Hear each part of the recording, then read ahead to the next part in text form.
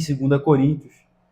E ainda no capítulo 4, eu vou ler versículo 16 até o 18, e vou continuar ainda no capítulo 5, lendo até o versículo 10. A série vai ser dessa maneira hoje, ok? Então vamos lá.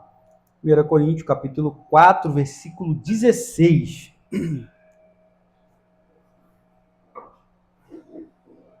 Eu vou ler o primeiro, os irmãos lêem os próximos, ok? Vamos lá. Por isso, não desanimamos. Embora exteriormente nos desgastemos, interiormente estamos sendo renovados dia após dia.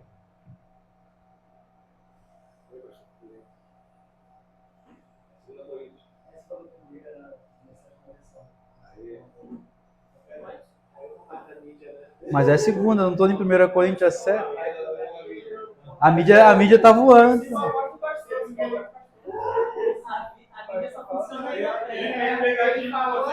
Olha só, olha só.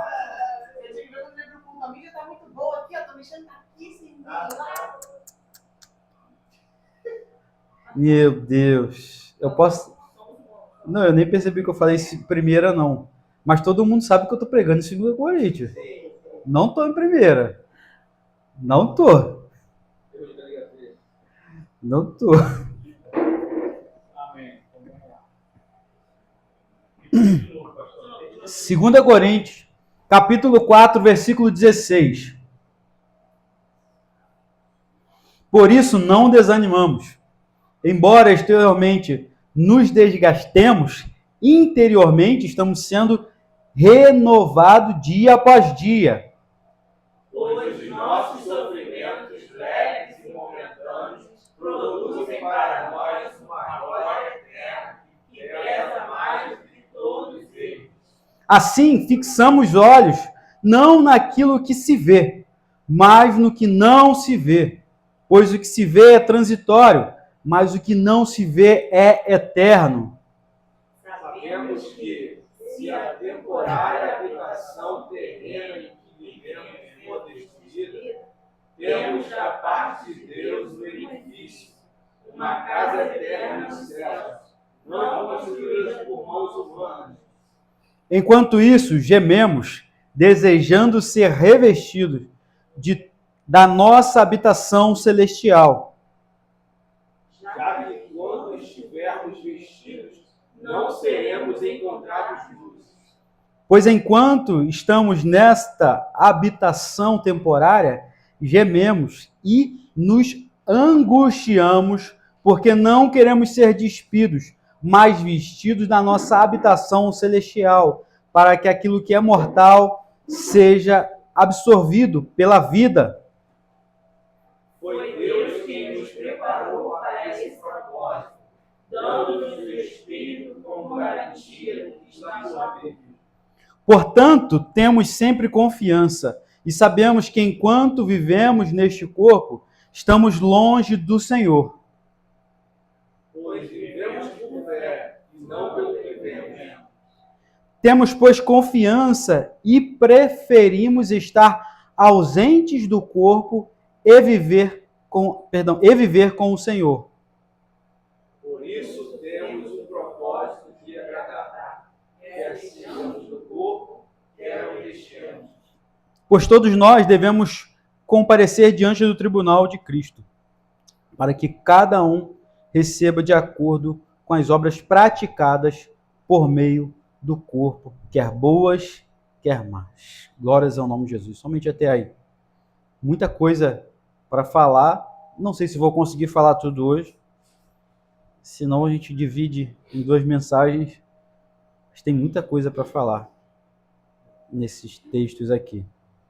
Então, a gente ainda está falando acerca dos sofrimentos, né?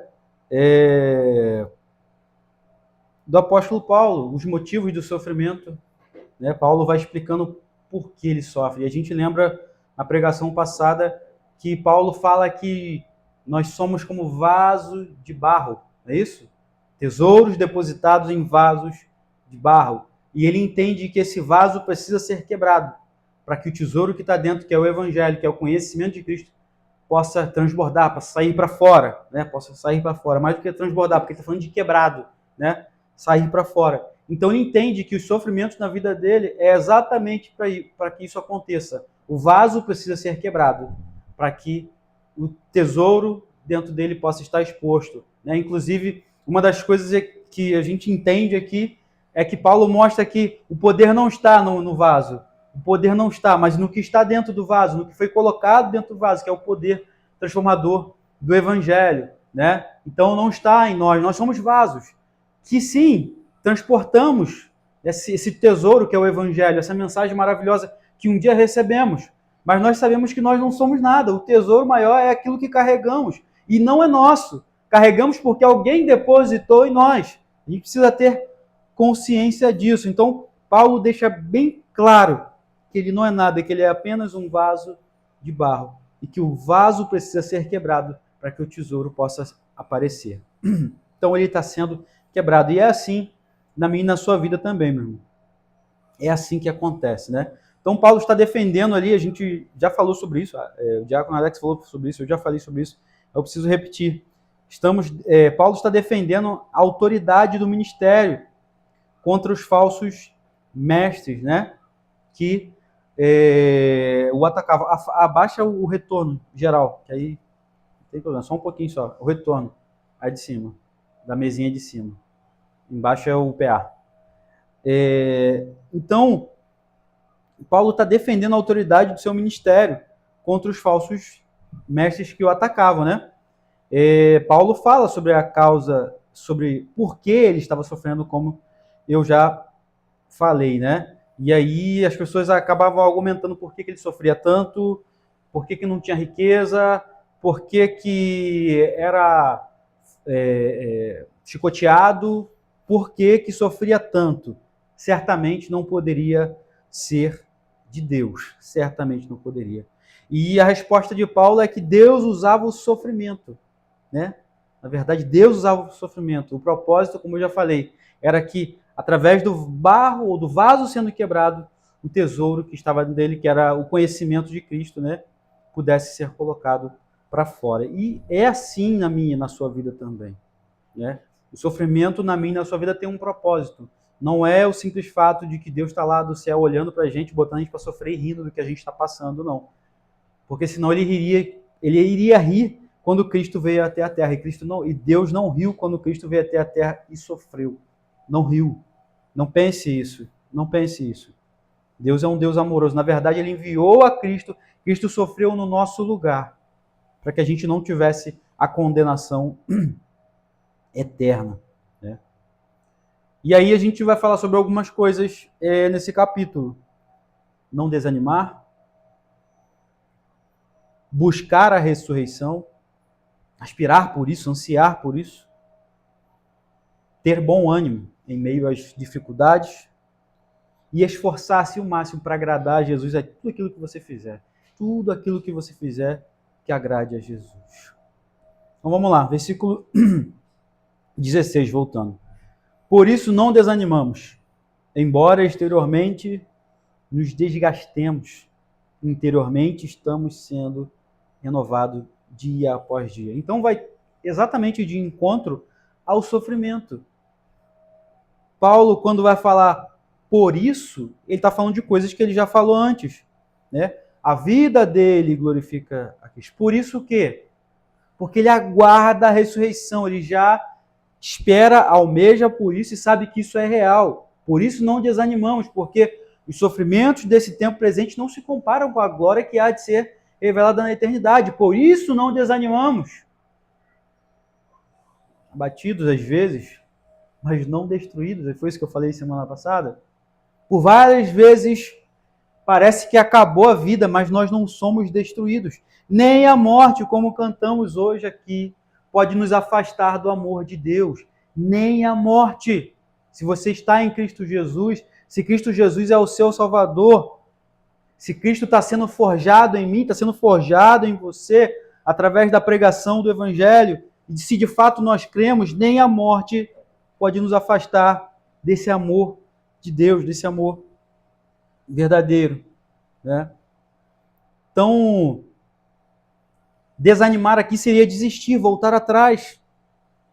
Mas, ao contrário, ele tinha um entusiasmo. A sua fé era renovada diariamente. E a nossa fé precisa ser renovada diariamente. Quando esses dias aí, eu preciso falar sobre isso, que eu lembrei agora na hora do culto. A gente estava cantando sobre aquela parte que é espontânea, nunca me abandonou, nunca me deixou. E eu cantando ali, e eu pensando nisso, caramba, é mesmo, e por várias vezes a gente pensa tantas coisas, e às vezes até querer largar tudo, e não é simplesmente largar tudo, é largar Jesus, é largar a nossa salvação, é largar aquele que nunca abandona a gente, né? E a gente precisa falar sobre isso, se a gente carrega, eu estava pensando antes de pregar, né, para falar sobre isso, se a gente carrega esse tesouro, a gente tem que espalhar isso, falar essa mensagem, né? E me lembrou de uma coisa que Graciele postou essa semana. Ela, não lembro qual foi a foto, não sei se foi lá, estava tomando açaí, mas ela escreveu uma frase que eu não me importo se você vai ser bem sucedido na sua vida financeira, não seria financeira, foi profissional, mas se você vai ser um servo de Deus. E eu lembrei das palavras do apóstolo Paulo, eu estava ali agora pensando nisso, ele fala, me gastando e deixando gastar, para que Cristo seja forjado em vós, para que Cristo seja formado em vós. E eu sei que existe momento para desanimar, mas que não seja momento de voltar atrás. Eu sei que existe momento para desanimar e também não querer ser pregador desse evangelho, ser portador desse evangelho, levar isso adiante e falar, ensinar os nossos filhos. Eu sei disso. Mas eu sempre lembro dessa palavra do apóstolo Paulo falando, se gastando e deixando gastar para que Cristo seja formado em vós. É com sofrimento, é com dor, é com choro, é com luta que a gente se dobra para poder aprender e também para poder ensinar. Não é, queria que fosse assim, ó. A gente fala, as pessoas aprendem. Queria que fosse assim, Deus fala comigo e eu executo na mesma hora, porque eu também sou terrível. Não sei se você consegue olhar para você dessa maneira. Não é assim. E se não é assim conosco, não vai ser assim com nossos filhos. De uma hora para outra, eles vão fazer aquilo que a gente está ensinando. Não é assim. Fácil. Mas é necessário, é importante. É gastar e se deixar gastar. Até que Cristo seja formado nos nossos filhos. E quem mais for necessário a gente pregar. Mas eu sempre falo isso. Primeiro na nossa casa. Cuide dos seus filhos, eduque os seus filhos, ensine os seus filhos. Não transmita essa responsabilidade para ninguém. Não transfira para ninguém até que Cristo seja formado neles. Até que Cristo seja formado neles. Vai doer, vai sofrer, você vai ficar chateado, você não vai querer fazer. Mas é necessário, porque nem sempre a gente quer. É sempre um desafio. Ensinar as crianças é sempre um desafio, ter a atenção deles. É sempre um desafio. É sempre um desafio. Mas lembra que talvez você não teve essa oportunidade que seus filhos estão tendo. E faça por eles o que não fizeram por vocês um dia. Tenha paciência com eles como não tiveram com você um dia. Ensine a ele como não te ensinaram um dia. Você tem a faca e o queijo na mão, então faça. Você tem a palavra na mão, então faça. Você tem o prego e você tem o martelo na mão, então prega. Faça isso. Não desista. Renove a sua fé diariamente. E era sobre isso. Eu acabei abrindo um parêntese muito grande, eu só falar sobre isso. Paulo tinha entusiasmo que renovava a fé dele todo dia. É lembrar da ressurreição do último dia. E olhar para essas palavras é o que vai renovar a nossa fé todos os dias. Cantar isso de que nunca me abandonou e nunca me deixou, e a gente vê na palavra de Deus isso, renova a nossa fé, porque a gente sabe que a gente, mesmo que talvez seja de uma maneira poética, ou em outras palavras, a gente está falando sobre a palavra de Deus. Jesus diz que ele não perdeu nenhum daqueles que o Pai deu a ele. Então ele nunca abandonou quem o Pai deu a ele. A gente canta isso e isso renova a nossa fé. Isso revigora a nossa alma. E quando a gente lê a palavra todo dia, e quando a gente ouve uma pregação, e quando a gente canta uma canção que está falando da palavra de Deus, renova a nossa alma, renova a nossa fé. E aí, aquele desânimo que estava vindo, começa a ir embora.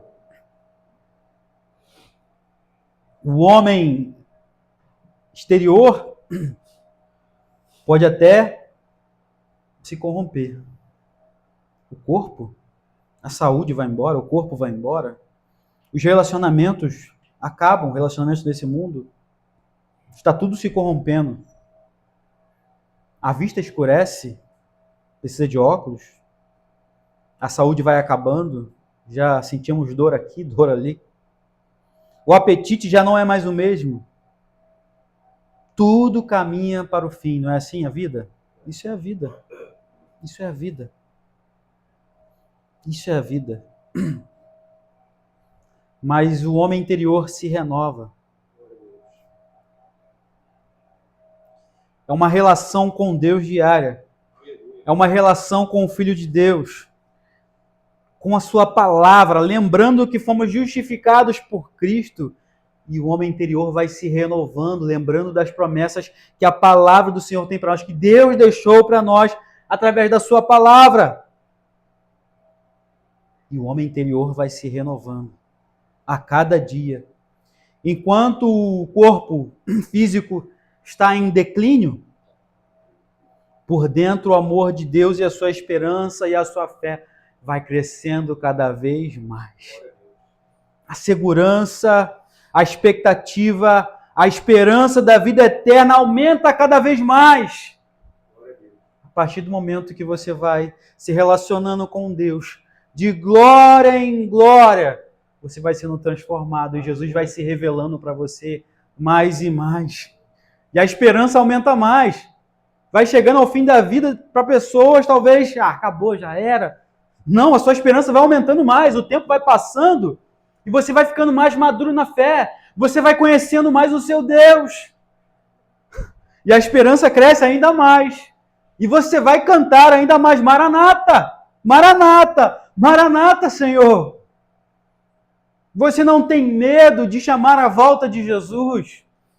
Não é que você está querendo se suicidar, se matar, mas se Jesus voltar hoje, para quem está em Cristo, amém, glória a Deus.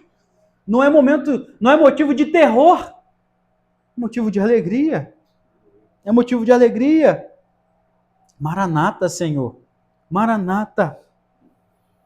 Então nós somos renovados dia após dia na presença do Senhor de glória em glória. Versículo 17. Pois os nossos sofrimentos leves e momentâneos produzem para nós uma glória eterna que pesa mais do que todos eles. Então Paulo não olhava para aquilo que ele estava vivendo naquele momento, ele olha para o quadro maior.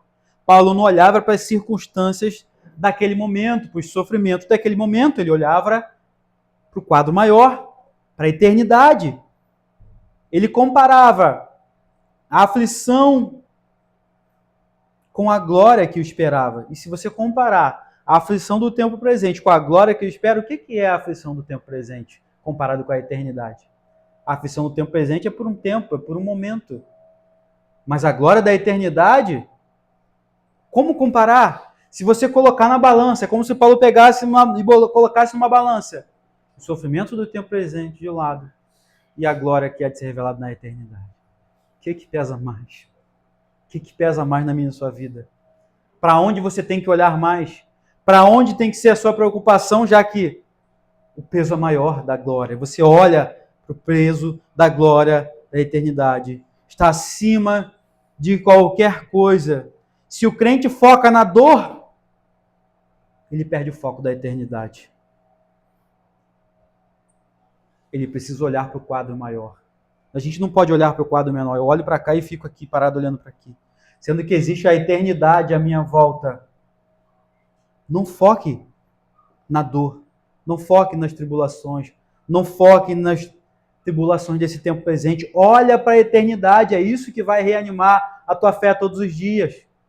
E aí Cristo vai estar sendo forjado em vocês. Porque Cristo, quando estava caminhando aqui nessa terra, ele não olhava para os sofrimentos do tempo presente, ele olhava para a eternidade que o esperava.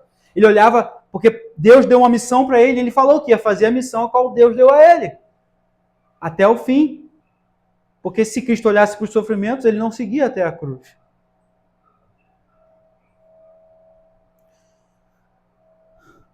Versículo 18.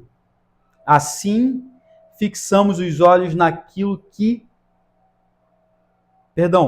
Assim fixamos os olhos não naquilo que se vê, mas no que não se vê.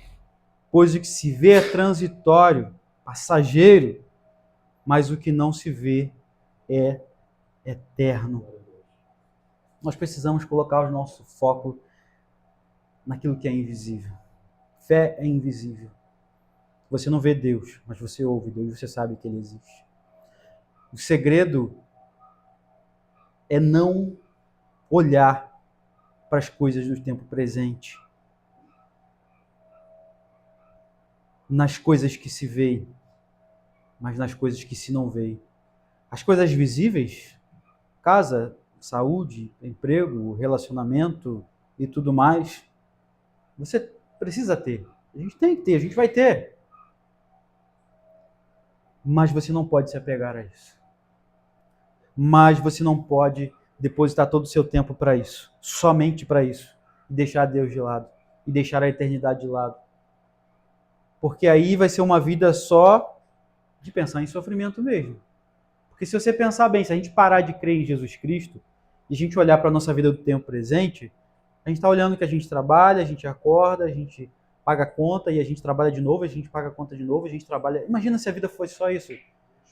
Paulo está mostrando aqui que não é só isso. Ele não se apega nisso, ele cumpre a responsabilidade dele. Paulo paga as contas dele também. Cristo, quando foi questionado a pagar imposto, ele pagou imposto também. Ele cumpre a responsabilidade nessa terra, mas não focando nas coisas dessa terra, olhando para a eternidade.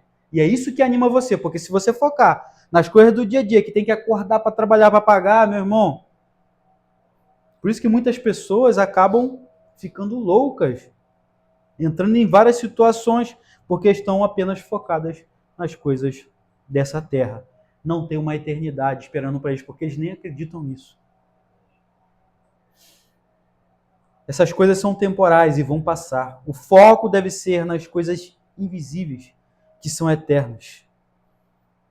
Como Deus, Cristo, perdão de pecados e as promessas eternas que se encontram na palavra de Deus.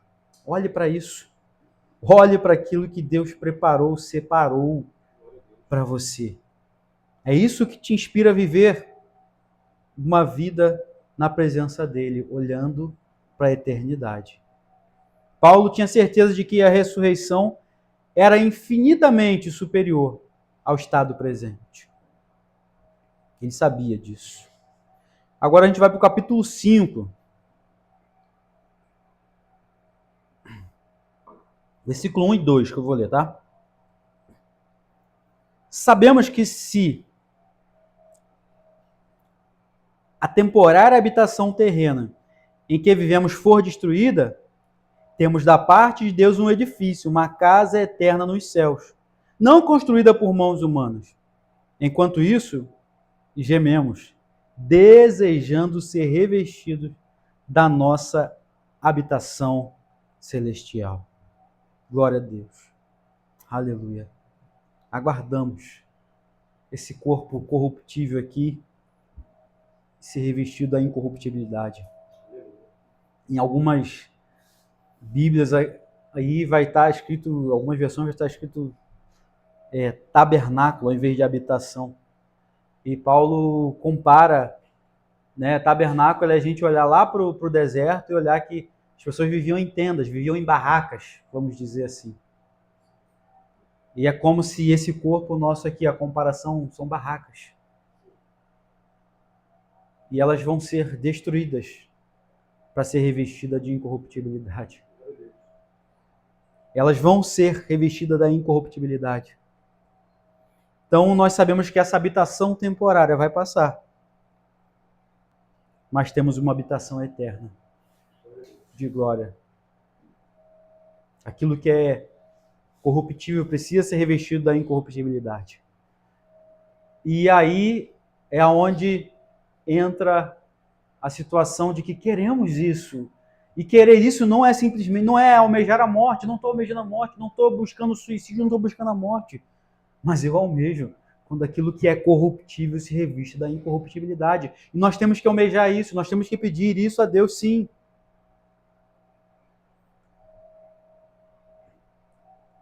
Nosso corpo aqui é um tabernáculo, uma barraca. Se ele se desfizer na morte, Deus nos dará um edifício eterno. Glória a Deus no céu. Que é o corpo da ressurreição. Superior a qualquer barraca humana. Superior. E aí, quando a gente olha para o versículo 2 aqui, olha o que diz o versículo 2 mesmo. Enquanto isso, enquanto a gente não se recebe esse tabernáculo eterno, enquanto isso, gememos, desejando ser revestido da nossa habitação celestial. Paulo ansiava por ser libertado desse corpo de sofrimento e conhecer o corpo glorioso, que é o corpo da ressurreição. Quem é que não quer isso? Todos nós queremos. Todos nós queremos. Todos nós queremos isso. Corpo perfeito. Todos nós ansiamos. O dia ao qual estaremos com Cristo, não haverá choro, não haverá doença jamais, e tudo será perfeito para a glória do nome dele. Todos ansiamos por isso. Por isso que cantamos Maranata, Senhor. Ora vem, Senhor. Maranata, Maranata, Maranata. Aguardamos por esse dia. Aguardamos. Versículo 3. Já que quando estivermos vestidos, não seremos encontrados nu. Isso só acontecerá para quem for encontrado vestido com a justiça de Cristo. Quem crer em Cristo Jesus, quem crê no seu sacrifício está vestido com a justiça dele. Porque no último dia, se Deus olhar para uma pessoa e essa pessoa não crer, ele vai estar nu. Não vai estar vestido com a justiça de Cristo. E esse vai ser jogado na segunda morte, dentro do inferno e depois na segunda morte, no lago de fogo e enxofre. Precisamos ser encontrados vestidos.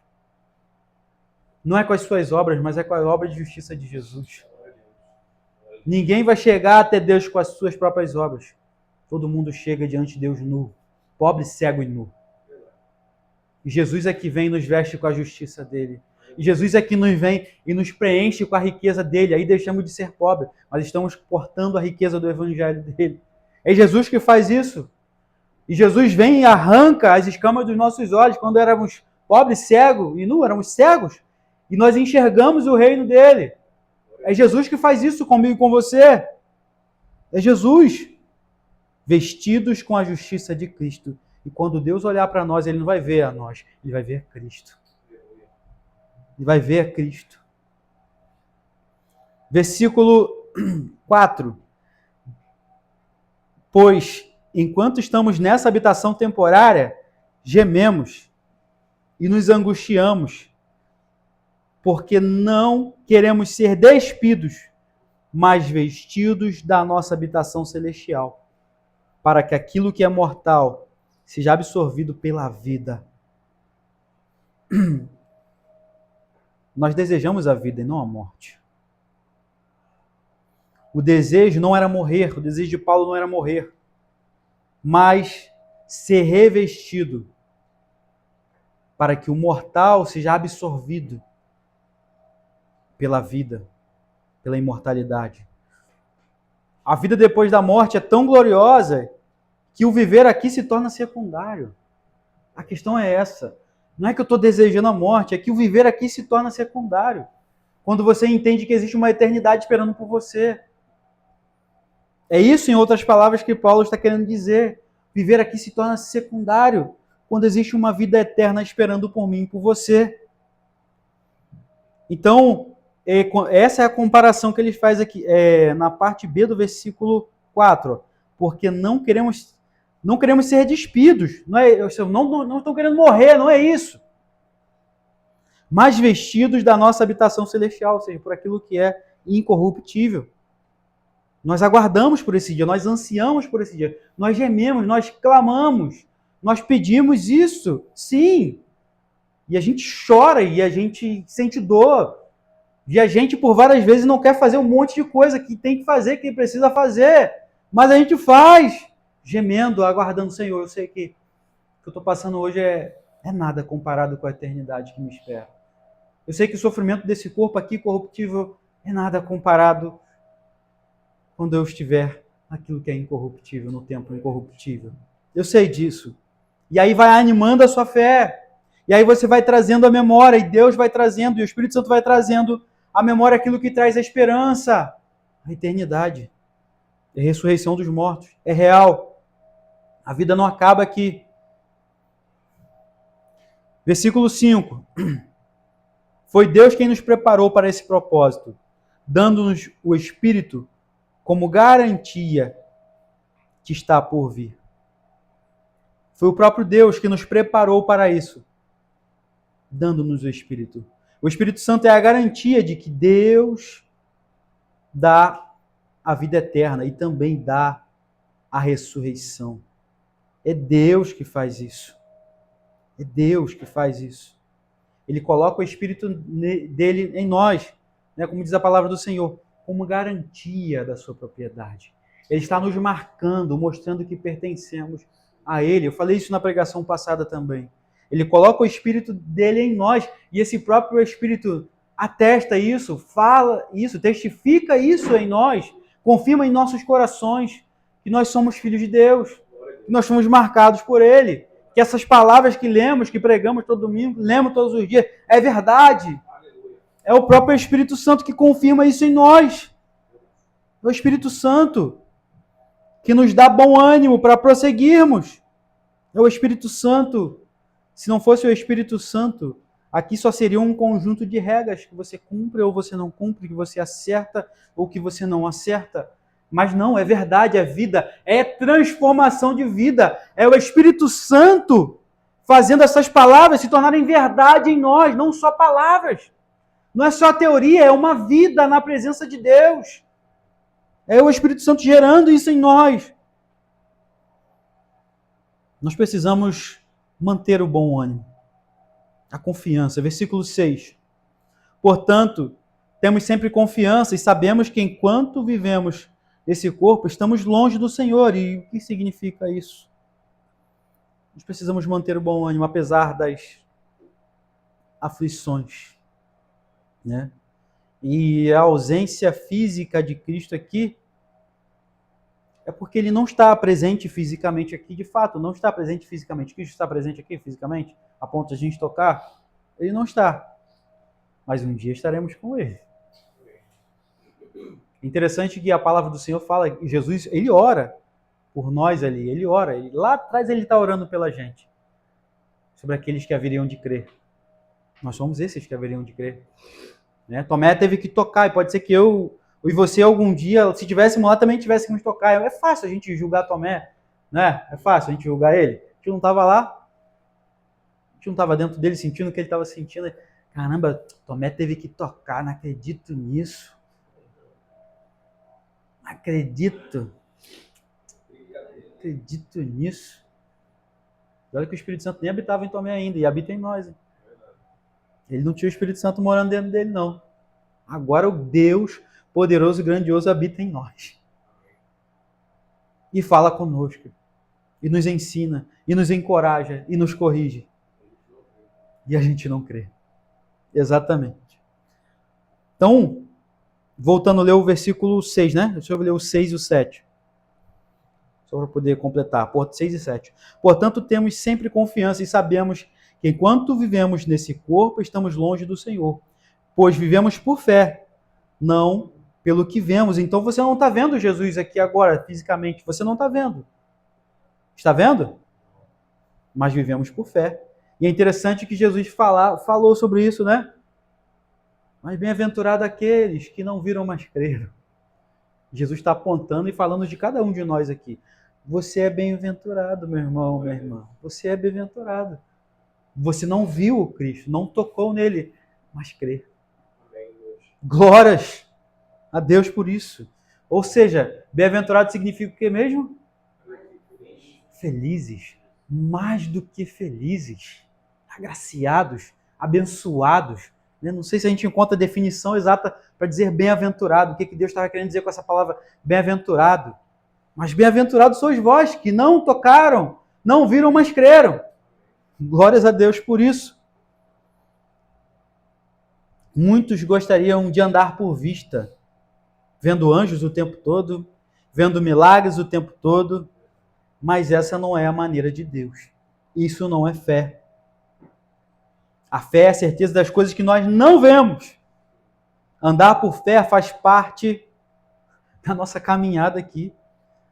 Andar por fé, inclusive, faz parte do nosso sofrimento aqui, nesse tempo presente. Faz parte.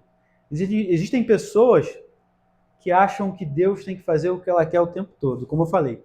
Tem pessoas que, não, eu preciso ver um anjo, não, eu preciso ver um milagre, não, eu preciso de alguma, não, eu preciso disso, eu preciso de uma resposta, eu preciso. Mas isso vai ao contrário da fé. Como eu falei inicialmente aqui, o maior desafio da fé é continuar seguindo a Jesus, sem ver um anjo, sem ver um milagre, sem ver fogo descer do céu, sem ver nada acontecer. Esse é o maior desafio. Esse é o maior desafio. Esse é o maior desafio. Não está acontecendo nada, não bate nem um ventinho no meu rosto, nem uma brisa. Parece que a gente chega, às vezes, no momento da nossa vida e na fé, é que a gente está num deserto e a gente olha para um lado e não tem nada, a gente olha para o outro e não tem nada, e é só calor, e não bate um vento, não tem bênção, não tem profecia, não tem profeta, não tem vitória, não tem anjo, não tem nada. Mas você não vive por isso que você vê, nem pelo que você sente, não tem nenhum arrepio, mas você não vive por isso. Não precisa ter um arrepio para a palavra que eu estou pregando aqui ser de Deus para a sua vida e para a minha vida. Não necessariamente você precisa chorar, porque eu estou pregando aqui nessa manhã sem uma palavra de Deus para a sua vida. As pessoas, não me arrepiei, então não é de Deus. O pastor não orou muito hoje, não. Deus não deu revelação da palavra para ele. Não é de Deus, não me arrepiei, não chorei. Não é de Deus, não. E Deus falando o tempo todo com a gente, Deus falando o tempo todo. E a pergunta é, exatamente, senti até sono. E a pergunta é, você está vivendo por aquilo que você vê ou pelo que você acredita? É interessante que as pessoas sempre apontam para Abraão, pai da fé, e começam a citar as coisas que Abraão tinha e teve. Mas quando Deus fala com ele, é só uma voz falando com ele. O que lhe foi imputado por justiça não foi as coisas que ele ganhou, o que ele fez, mas foi a fé. Ele ouviu a voz e seguiu a voz, obedeceu a voz. As pessoas se esquecem disso. O livro de Hebreus vai falando sobre essas questões. O que lhe foi imputado por justiça foi a fé. Então nós não vivemos por aquilo que vemos, mas por aquilo que cremos, impulsionados em direção à ressurreição eterna. Versículo 8. Temos, pois, confiança e preferimos estar ausentes do corpo e viver com o Senhor. Então temos plena confiança, preferindo deixar o corpo e habitar com o Senhor. Temos plena confiança disso. Olha o versículo 9, só para poder complementar. Por isso temos o propósito de lhe agradar, quer estejamos no corpo, quer o deixemos. Versículo 10.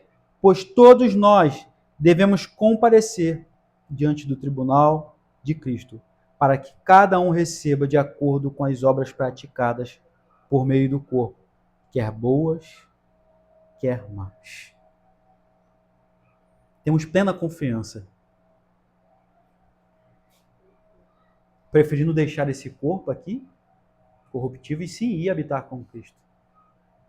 Mas não é que eu quero... Paulo está falando que ele vai se suicidar ou se matar.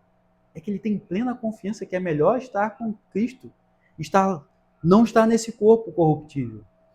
Habitar com Cristo é melhor do que estar nesse corpo corruptível. É ou não é? É melhor do que estar nesse corpo corruptível. Talvez alguém fale, Paulo então está recomendando a gente buscar a morte? Não, não é isso. Mas é melhor estar com Cristo do que estar nesse corpo corruptível, até a vinda dele, até que a gente venha se revestir da incorruptibilidade.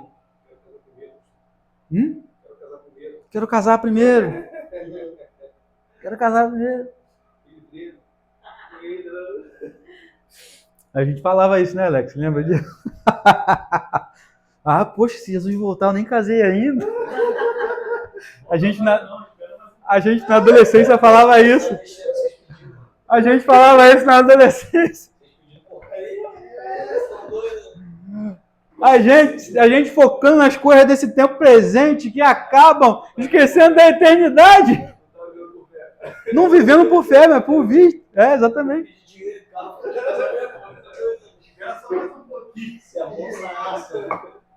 Meu Deus. Mas, e por várias vezes, deixa eu te falar uma coisa. As pessoas são ensinadas assim também. De focar nas coisas dessa terra e esquecer da eternidade. De que tem que conquistar tudo, de ter que fazer tudo aqui e esquece da eternidade. Mas o que é melhor? O que é melhor?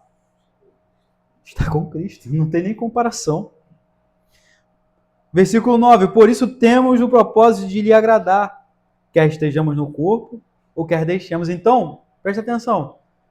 Nós temos o propósito de agradar a Deus. Se a gente está nesse corpo aqui, a gente agrada a Deus. E se a gente morrer para a glória de Deus, a gente também agrada a Deus. Glória a Deus. Amém. Amém. Que seja assim. Amém. Amém.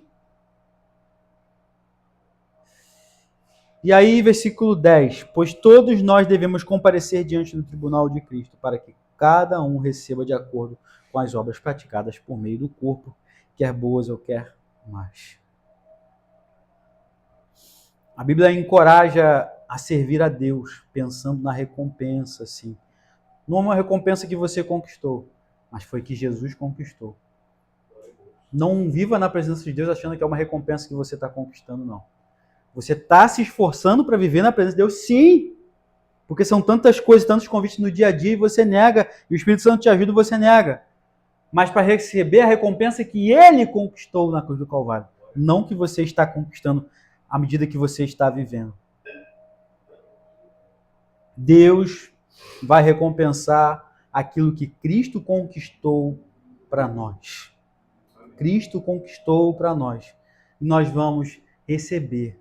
Cristo é a primícia dos que dormem. Primeiro, frutos. Os primeiros frutos, primícias. A colheita, né? Não chegou o tempo da colheita ainda. Não chegou o tempo da colheita ainda. Vocês conseguem fazer essa parábola, essa comparação? Não chegou o tempo da colheita ainda, não chegou. Da colheita final chegou? Mas o primeiro fruto já foi colhido. Quem foi o primeiro fruto?